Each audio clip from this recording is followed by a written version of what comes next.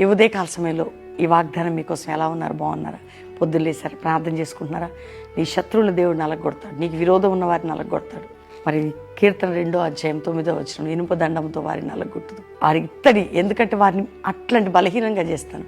ఎవరిని? నీ శత్రువునైనా, నీకు వ్యతిరేకమైన నిన్ను కూడా దేవుడు అట్లా బలంగా వాడుకుంటాడు. నీ ద్వారా శత్రువుని అణిచే విధంగా, నీ ద్వారా ఎప్పుడు ఏది అనుభవిస్తున్నావు అది విర్రగొట్టే విధంగా దేవుడు వాడుకోబోతున్నాడు.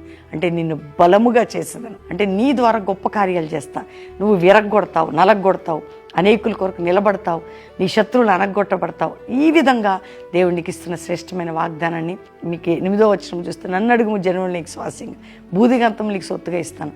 9వ వచనంలో ఈ విధంగా మాట్లాడడానికి కారణం ఏంటంటే, దేవుడు మన పట్ల గొప్ప ప్రణాళిక కలిగి ఉన్నాడు, గొప్పగా చేస్తాడు, శక్తివంతమైన పాత్రగా చేస్తాడు.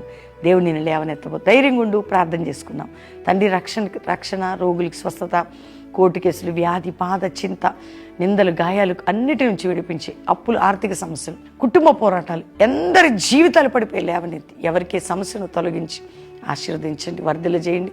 అందరినీ నీ కృపతో నింపండి. మ్యారేజ్ డే, బర్త్డే బిడ్డను బ్లెస్ చేస్తూ ఒక జాషువా జనరేషన్, ఒక అపోస్తుల మినిస్ట్రీ లేవాలి అయ్యా. ఈ అపవాది తంత్రములను పడగొట్టబడే విధంగా మమ్మల్ని, మా సంఘాలని, మా కుటుంబాలను వాడుకున్న దేశ ప్రపంచ రాష్ట్రాలన్నీ దీవించమని యేసు నామములో అడుగుచున్నాము తండ్రి. ఆమేన్. God bless you. Praise the lord.